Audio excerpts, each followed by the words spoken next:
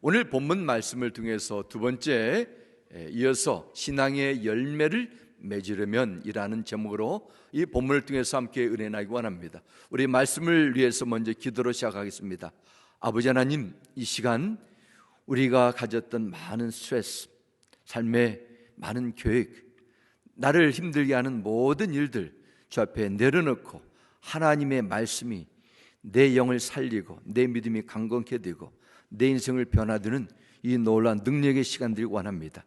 성령 하나님 말씀 가운데 함께하여 주셔서 깨닫게 해주시고 믿게 해주시고 믿음 말씀 순종할 수 있는 그 은혜로 더하여 주옵소서. 예수님의 이름으로 기도드렸습니다. 아멘. 어느덧 이제 코비드 그 사태도 1년으로 가까이 오고 있습니다. 지난 1년의 기간을 지내면서 우리는 늘 새로운 적응을 하고 있는 것 같아요. 무엇보다도 눈에 보이지 않는 바이러스 균이 나의 몸을 해칠지 모른다는, 아니 나의 사랑하는 가족에게 어려움을 준다는 심적 부담과 긴장 속에서 생활해야 되는 이 긴 시간을 지내고 있고, 앞으로도 언제까지 이룰지 모르지만 그런 시간을 맞이할 것입니다. 그 영향으로 인해서인지 사람들은 지난 어느 때보다도 몸의 건강 상태를 잘 유지하는 것에 지나치다 할 정도로 관심을 두고 있습니다. 다 전문가입니다. 다 의사 선생님들이에요. 그러나 몸의 건강과 함께 중요한 것은 영혼의 건강입니다. 하나님께서 인생을 흙으로 빚어 지으신 모든 사람의 몸은 잘 쓰다가 하나님께서 부르신 그때가 되면 다시 흙으로 돌아갑니다. 육체는 내가 아닙니다. 그저 육체는 육체일 뿐입니다. 이 몸보다 더 소중한 것은 바로 영혼입니다. 영혼이 건강하면은 아무리 힘들고 어려운 상황도 기꺼이 받아들이는 영적인 면역성이 생기게 됩니다. 나를 힘들게 만들고 좌절하고 낭매에 만든 생각, 이런저런 어둡고 혼란스러운 생각들이 찾아올 때마다 그것과 싸워 이길 수 있는 믿음의 힘이 나에게 주어집니다. 여러분의 영이 건강할 때 어둠의 권세와 싸워 이기면서 하나님께서 주신 여러분의 본분, 사명, 하늘의 부르심을 끝까지 감당할 수 있는 그런 믿음의 삶이 이루어집니다. 어제 새벽에도 내게 능력 주시는 자 안에서 내가 모든 일을 할 수 있다는 사도 바울의 그 고백의 말씀을 통해서 세상에 있는 모든 일을 위대한 것을 행하는 것이 아니라 그 모든 일들 속에서도 하나님의 관점으로 하나님께서 주신 지혜로 해석하고 이것을 내가 능히 감당할 수 있는 신앙의 내면의 상태를 의미합니다. 그래서 하나님 앞에 지혜로운 사람은 먼저 내 영혼이 잘 되고 건강하게 되는 비결을 배워서 내 것으로 만들어 살아갑니다. 그러면 영이 건강 위해서는 무엇이 필요할까요? 영의 양식인 하나님의 말씀입니다. 사람은 아무리 맛있고 영양가 있는 음식을 섭취해서만 제대로 살 수 없습니다. 하나님의 입에서 나오는 성령의 감동으로 기록된 말씀을 통해서 영의 양식을 잘 그리고 꾸준히 섭취해야만 됩니다. 요한복음 6장 63절에 주님께서 이렇게 말씀하셨습니다. 생명을 주는 것은 영이다. 육은 아무데도 소용이 없다. 내가 너에게 한 말, 이 말은 예수께서 복음이지 하나님의 말씀입니다. 영이요 생명이다 하셨습니다. 하나님의 말씀은 인간의 지성, 학문의 세계를 뛰어넘는 초자연적인 능력이 담겨 있습니다. 우리는 말씀을 통해서 하나님은 어떤 분인가를 알게 됩니다. 뿐만 아니라 나는 왜 이 세상에 살아야 되는가, 인생의 고통, 죄, 양심의 문제, 더 나아가서 죽음의 의미와 같은 인간의 정말로 중요한 본질의 문제에 대한 해답을 발견하게 됩니다. 성경에 기록된 하나님의 말씀을 듣고 깨닫고 지키면서 살아갈 때 하나님께서 약속하신 복과 은혜를 받고 누리는 인생이 펼쳐지는 것입니다. 그러므로 영이 건강하도록 하나님의 말씀과 가까이해야 됩니다. 하나님의 말씀을 묵상해야 됩니다.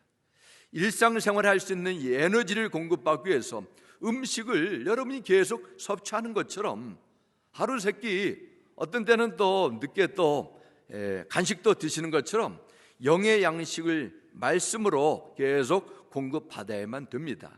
하지만 문제가 있습니다. 죄로 타락한 인간이 하나님의 말씀을 제대로 소화할 수 없다는 데 있습니다.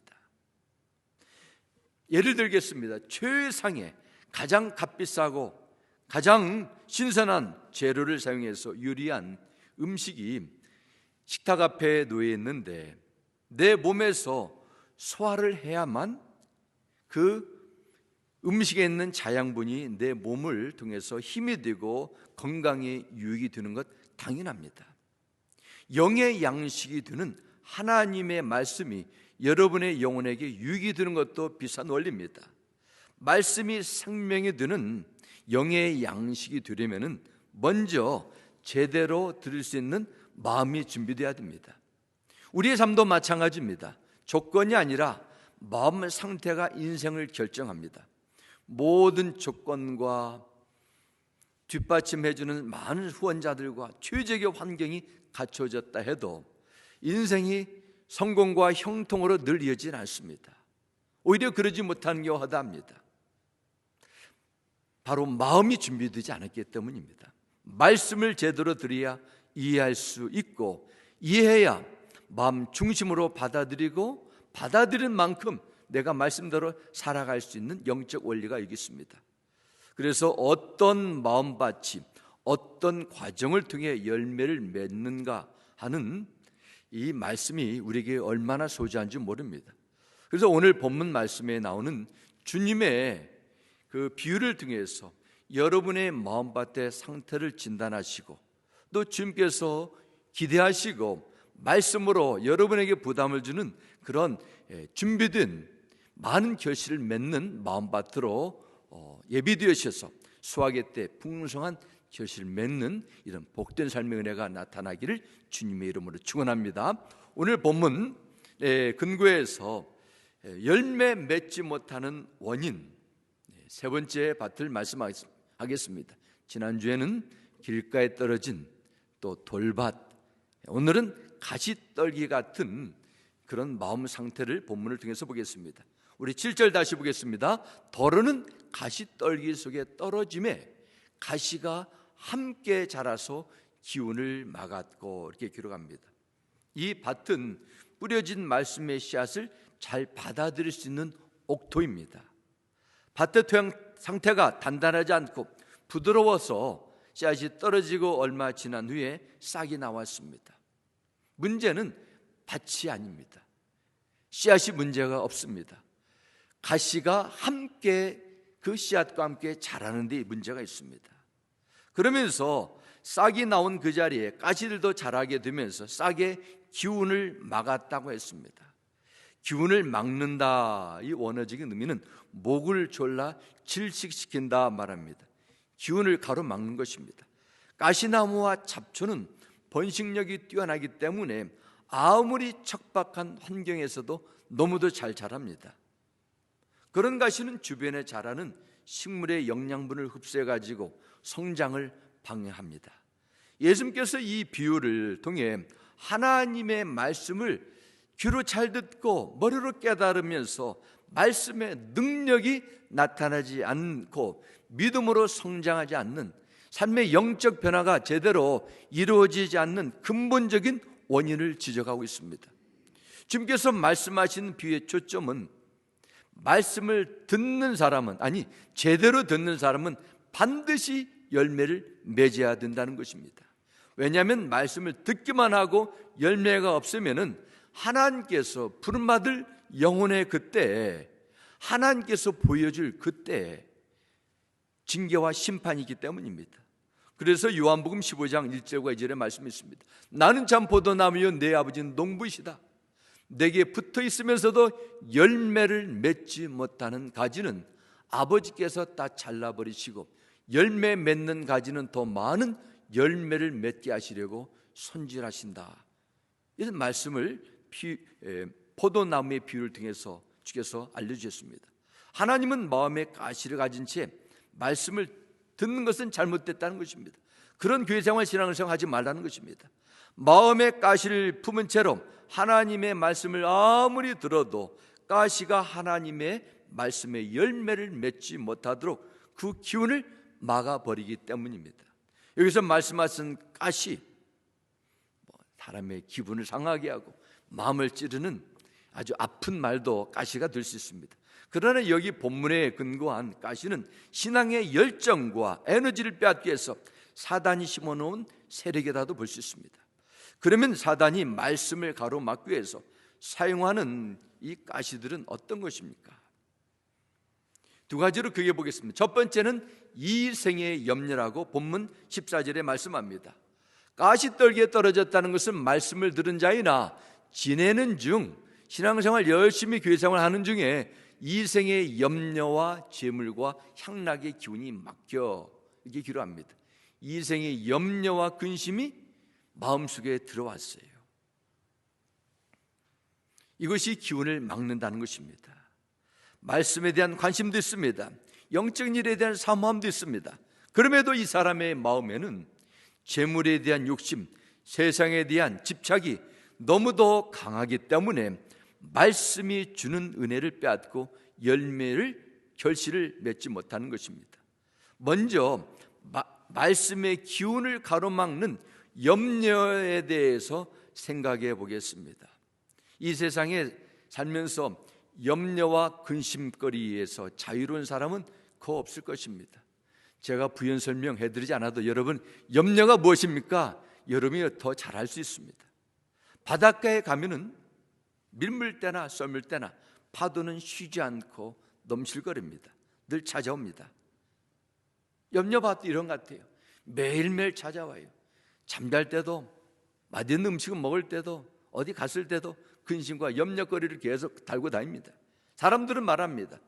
돈이 어디서 들어오면은 돈이 오자마자 왜 이렇게 쏠 때가 많아가지고 금방 나간다는 것입니다. 이 세상의 삶도 비슷한 것 같아요. 나를 힘들게 하고 쓸 주는 그 어려움이 드디어 끝나고 이제는 마음이 안심되겠다 할 그 찰나에 또 다른 근심거리가 찾아와요. 염려거리들이 계속 여러분의 마음을 두드립니다. 몸을 아끼는 사람은 몸을 두려워합니다. 사업에 모든 것을 쏟아부은 사람은 불황을 두려워합니다. 집안에 음식 찌꺼기가 계속 남아있게 되면 바퀴벌레나 쥐들이 계속 모여드는 것처럼 사람의 마음속에 계속 찾아드는 염려거리들을 가만 놔두면 안 돼요. 찾아오게 됐습니다. 이 근심의 두려움의 영이 찾아옵니다. 두려운 생각이 남았게 되면 의욕이 상실되고 믿음이 움직이지 않습니다. 그래서 우리는 마음을 늘 새롭게 해야 돼요. 자동차를 움직일 때 필요한 에너지는 엔진에서 발생합니다. 내연 엔진, 내연기관식. 자동차 엔진에서 최적의 힘을 만들기 위해서는 깨끗한 가솔린을 계속 넣어줘야 돼요. 불순물을 걸러낸 가솔린을 사용해야만 됩니다.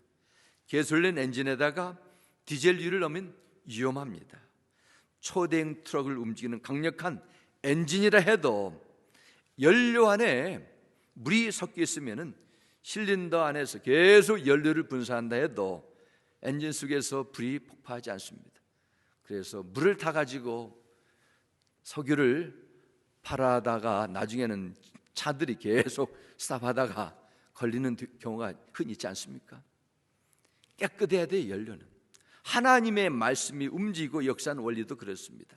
말씀이 사람의 심령을 살리고 치료하는, 변화하는 능력, 그런 파워가 나타나기 위해서는 말씀의 성장을 가로막는 영적인 에너지를 빼앗는 원인들을 다른 데서 찾지 마시고 주님은 바로 여러분의 마음속에서 제거하라는 것입니다. 주님은 그 첫 번째 원인을 이생에 대한 염려라고 말씀하셨습니다. 염려 없이 살아갈 수 없습니다. 그러나 이 염려를 우리가 물리칠 수는 있어요. 염려가 지나치면은 영적 능력도 가로막는 이 걸림돌로 작용하기 때문에 이걸 물리쳐야 됩니다. 마태복음 10장 28절에 염려와 두려움에 빠진 사람들에게 주님이 이렇게 명하십니다. 몸은 죽여도 영혼은 능히 죽이지 못하는 자들을 두려워하지 말고 오직 몸과 영혼을 능히 지옥에 멸하실 수 있는 이를 두려워하라. 정말 두려워할 대상을 그 염려거리에 두지 말고 살아계신 전능하신 하나님께 두라는 주님의 간절한 마음입니다. 이 세상에 몸의 문제를 두려워하는 사람, 천하보다도 소중한 영혼의 문제를 소리할 수 있어요. 그러나 몸보다 영혼을 더 중요시하는 자는 영혼의 문제로 몸의 문제를 다 처리할 수 있습니다. 이겨낼 수 있어요. 베드로전서 5장 7절의 말씀이 있습니다. 여러분의 모든 근심을 주께 맡기십시오. 주께서 여러분을 돌보십니다 하십니다. 오늘도 이 자리에서 동영상으로 예배에 참석하시는, 말씀을 들으시는 모든 성도님들, 마음속에 근심거리가 있습니까? 여러분의 생각과 감정을 계속 누르는 염려거리가 남아있습니까? 주께 맡기시기 바랍니다. 모든 염려는 자기 인생을 주께 온전히 맡기지 못하는 불신앙에서 나온다. 우리는 이 본문을 통해서 유추해낼 수 있습니다. 염려는 말씀을 통해 주는 풍성한 기뻐하고 주 안에서 누리는 자유함을 누리는 믿음의 생활을 빼앗아가는 사탄의 가시로 작용될 수 있습니다. 여러분이 염려거리가 생길 때마다 주님께 맡기는 가운데 세상이 주는 모든 두려움을 이겨내시고 말씀해 주시는 풍성한 결실을 맺게 되시길 주의 이름으로 축원합니다. 두 번째, 주님은 재물의 유혹이 바로 말씀의 기운을 빼앗는 가시라 했습니다. 오늘 본문 14절 다시 보겠습니다. 가시떨기에 떨어졌다는 것은 말씀을 들은 자이나 지내는 중 이생의 염려와 재물과 향락의 기운이 막혀 온전히 결실하지 못하는 자요 말씀합니다. 재물과 향락이 말씀의 기운을 막는다고 했습니다. 우리는 이 세상에 살아가면서 부지런히 일하고 수고해서 얻은 물질을 잘 관리해야만 됩니다. 재물을 하나님께서 기뻐하시는 곳에 쓸 수 있는 청지기 역할을 잘 감당해야 됩니다. 하지만 돈에 대한 두려움, 돈에 대한 극도의 집착은 여러분의 믿음 생활을 가로막는 큰 장애물거리입니다. 우리가 사는 이 시대는 지난 어느 때보다도 재물과 향락의 유혹에 늘 노출되어 살아가고 있습니다. 세상의 정치인들은 이런 돈에 약하다는 인간의 약점을 집요하게 이용하면서 나라에 어마어마한 빛을 다 동원해가지고 선심 쓰는 것처럼 돈을 풀으면서 표심을 얻기도 하고 사람들을 민심을 조종하게 됩니다.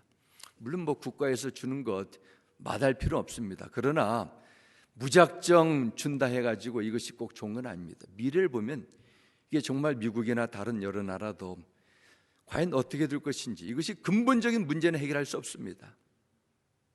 인간은 열심히 일해서 내가 벌어야 돼. 이것이 정상적인 성경적인 이 세상을 사는 방법입니다. 국가에서 주는 것 가지고 하다가 나중에는 더욱 찌드는 가난으로 치달을 수 있어요.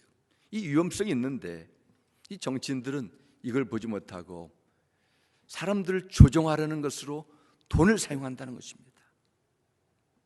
사단도 마찬가지입니다. 재물과 향락 가지고 우리를 속여서 믿음이 제대로 성장이 못하도록 가로막는 것입니다. 예수님은 하나님과 재물을 비교해서 말씀하실 정도로 신앙생활 속에서 물질의 문제가 얼마나 심각하게 영향을 주는지를 성경 곳곳에서 강조하셨습니다. 그래서 지옥보다도 물질의 문제를 더 많이 말씀하셨습니다. 복음서에 보면은 한 젊은 부자에 대한 얘기가 나옵니다. 마태복음 19장에도 나오고 누가복음 18장 또 마가복음 10장에도 나오는 아주 중요한 내용인데 영혼이 갈급했었습니다. 사모함이 있었어요. 은혜에 대한 중요성도 알았던 한 안타까운 청년 이야기가 나옵니다. 화려한 옷을 입은 한 젊은이가 어느 날 예수님께 찾아왔습니다. 그는 부자였습니다.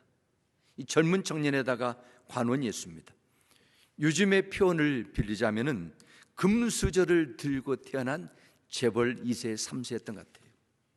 이 청년이 예수님 앞에 나와서 이런 질문을 했습니다. 선생님, 우리가 어떻게 영생을 얻을 수 있겠습니까? 정말 인생에 너무도 중대한 질문을 주님께 던졌습니다. 예수님 이 젊은 청년 실업가에게 이런 말씀으로 도전하십니다. 그렇다면 내 재물을 다 팔아 정리해서 가난한 사람에게 주어라. 그리고 나를 쫓아라. 이렇게 대답해 주셨습니다. 성경은 이 사람이 재물이 너무너무 많아가지고 근심하면서 떠났다 이렇게 선언합니다. 지금 이 청년의 영혼은 어디에 있을까요? 심판의 때, 영혼의 때 이 청년의 상태는 어떻게 됐을까요? 이 사람은 재물에 대한 욕심이 영원한 하나님의 구원, 하늘에 대한 상급을 쌓을 수 있는 길을 다 막게 된 것입니다. 이 사람은 영적인 공함이 있어서 예수님께 찾아왔지만 그를 따르는 신은 주님이 아니라 재물이었습니다. 그래서 디모데전서 6장 10절에 이렇게 말씀합니다. 돈을 사랑함이 일만 악의 뿌리가 되나니 이것을 탐내는 자들은 미혹을 받아 믿음에서 떠나 많은 근심으로써 자기를 찔렀도다 하셨습니다. 물질은 단지 돈의 통화의 수단이 아닙니다. 사람의 마음과 생각, 심지어 영적인 부분까지 조종하는 강력한 힘이 될 수 있습니다. 그래서 누가복음 12장 34절에 너희의 재물이 있는 곳에 너희의 마음도 있을 것이다 하시면서 재물과 마음의 상태를 이렇게 주님께서 보셨습니다. 그래서 우리 믿음의 생활 속에서도 물질을 대하고 하나님 앞에 드리는 헌금 생활, 예물 생활이 하나님 보시기에는 너무도 소중한 영적인 상태를 보여주는 지표라 볼 수 있습니다.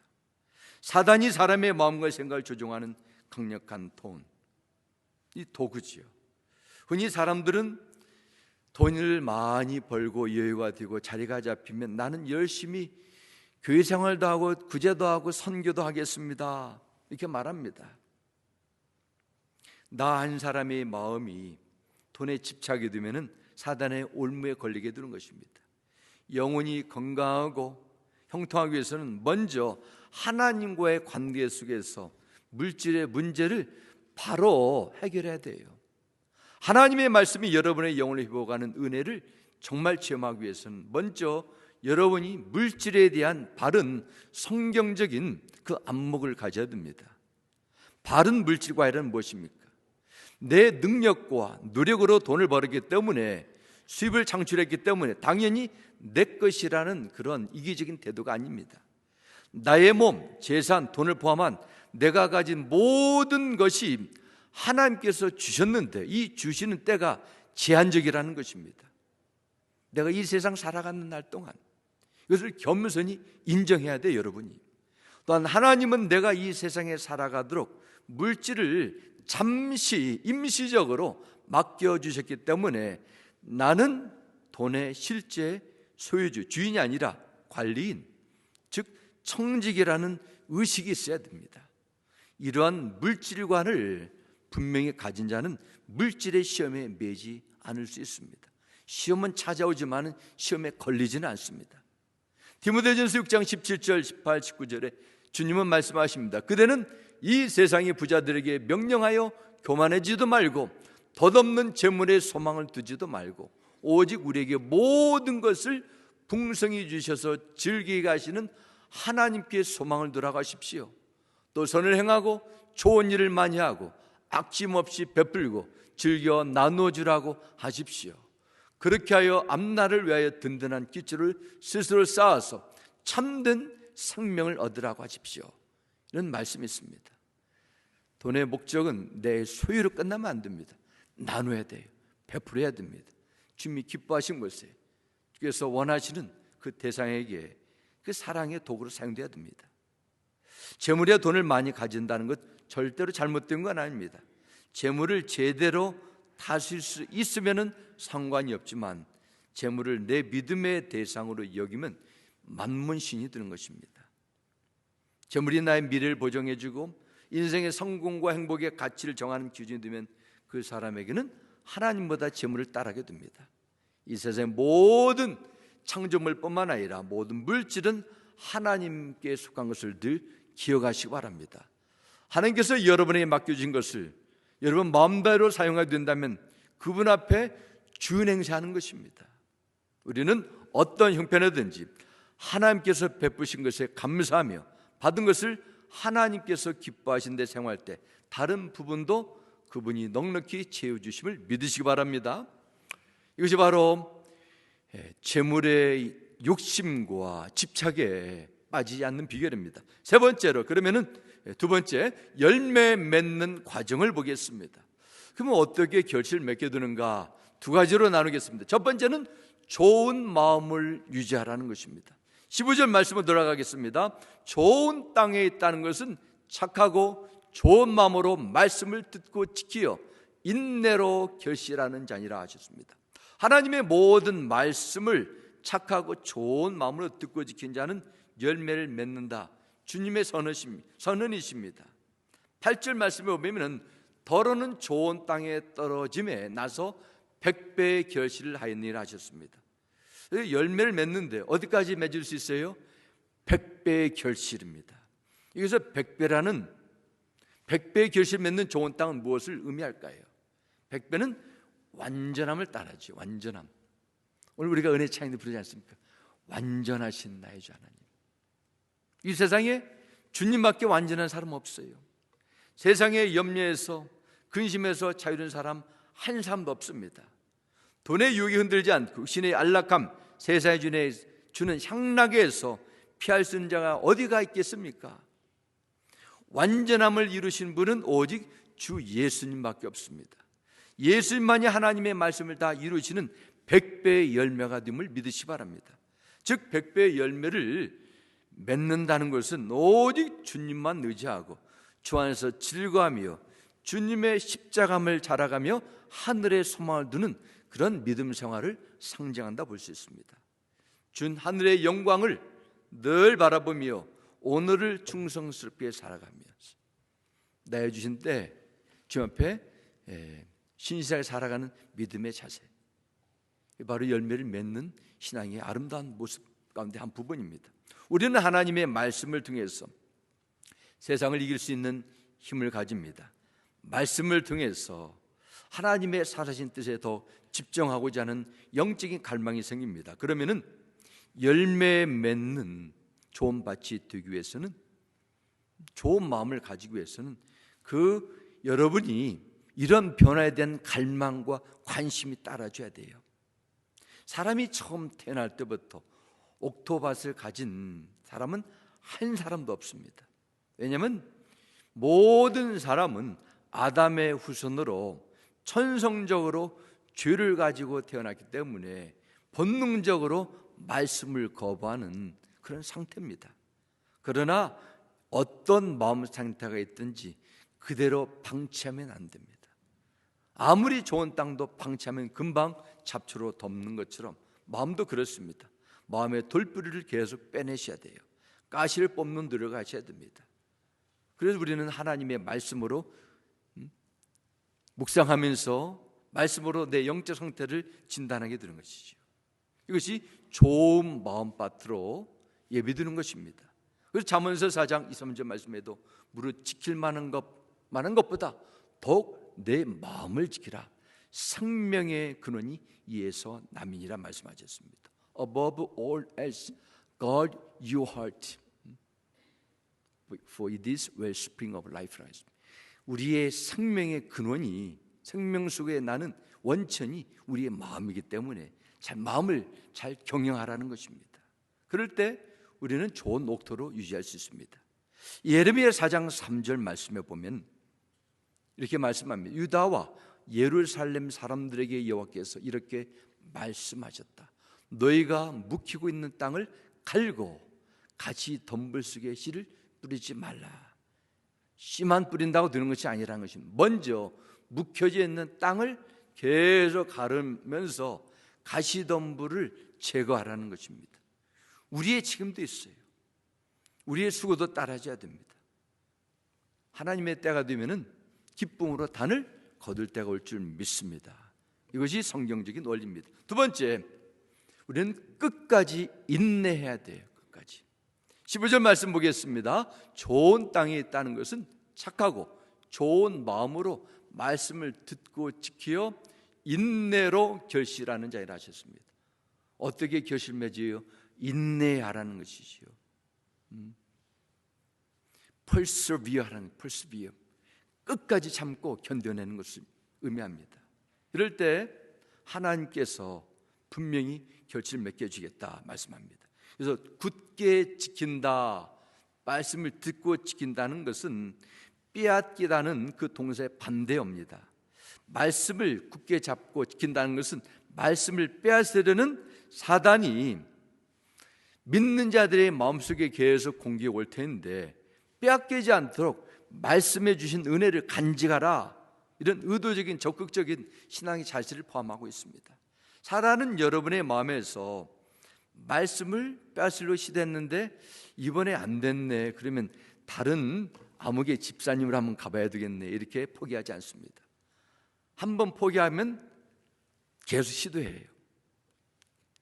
빼앗을 때까지 새로운 방법을 동원하고, 어떤 때는 여러분의 마음속에 돌밭, 가시밭, 잡초밭, 그런 상황과 어려움에 빠지게 해서 세상적인 욕심, 이생의 두려움, 염려, 실패, 다양한 문제거리를 주면서 말씀을 듣는 자들을 공격해서 넘어뜨리도록 계속 시도하기 때문에 말씀을 듣는 데만 만족하지 마시고 말씀을 끝까지 지키라, 이렇게 말씀하는 것입니다. 이처럼 사단이 위해서 조종하는 시험의 때를 이기고 결실을 맺는 방법은 인내하는 것입니다. 한두 번 내가 지켰으니까 나 잘 되겠지, 아닙니다. 인내하라는 거예요. 언제까지요? 주님께서 여러분을 천국에 부르실 그때까지요. 마태복음 10장 22절 후반절에 말씀합니다. 또 너희가 내 이름으로 말미암아 모든 사람에게 미움을 받을 것이나 끝까지 견디는 자는 구원을 얻으리라, 이렇게 말씀하셨습니다. 길가, 돌밭, 가시떨기밭의 실패와 시험을 극복하는 길도 늘 새로운 마음을 가지고 말씀을 굳게 잡으며 참고 견디는 자라고 믿습니다. 주님의 말씀에 순종하면서 생기는 어떤 고난과 시련 가운데서도, 요즘 일어나는 불확실한 이런 현실 속에서도 가만히 계지 마시고 하나님의 말씀으로 늘 충만하며 믿음의 자리를, 예배의 자리, 기도의 자리를 지켜나가야 돼요. 이것이 인내하는 삶이라 믿습니다. 결론을 맺겠습니다. 우리에게 남은 것은 받은 은혜가 있고 도전이 있다면 이제는 열매를 맺어야 됩니다. 열매가 없는 지식, 이론, 신앙생활의 실체가 아니라 껍데기죠. 허상입니다. 열매를 통해서 여러분이 주님 앞에 보일 때가 다가오고 있습니다. 그때 우리는 상급을 받든지 책망을 받게 되는 것입니다. 열매 맺는 과정은 절대로 쉬운 것이 아닙니다. 영적인 싸움입니다. 우리의 수고입니다. 그러나 성령님이 여러분을 도와줄 것입니다. 여러분의 믿음의 결단도 늘 같이 해줘야 돼요. 그래서 에베소서 4장 22절 23절 24절 말씀합니다. 너희는 육의 욕심을 따라 썩어져가는 구습을 따른 옛사람을 벗어버리고 하나님을 따라 의와 진리의 거룩함으로 지심을 받은 새 사람을 입으라.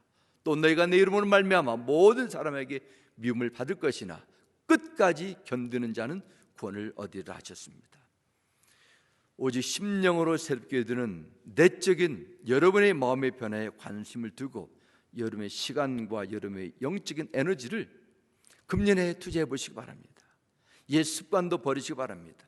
말씀에 무관심했던 습관, 말씀을 귀로만 듣고 귀로만 즐기려 했던 종교적인 유희에서 그런 습관을 벗어나셔야 돼요. 말씀을 깨달은 대로 순종의 자리로 나가셔야 됩니다. 그런데 하나님은 여러분을 통해서 놀라운 일을 행하실 것입니다. 이 놀라운 주님의 약속이 2021년 여러분의 삶 가운데 일어나기를 주 예수 이름으로 축원합니다. 기도하겠습니다. 아버지 하나님 감사합니다. 신앙생활, 교회생활, 믿음생활, 말씀생활, 결국 열매를 맺는 것이라 주님은 말씀하셨습니다. 말씀을 듣고 배우고 깨닫는 것도 중요하지만 이것은 시작입니다.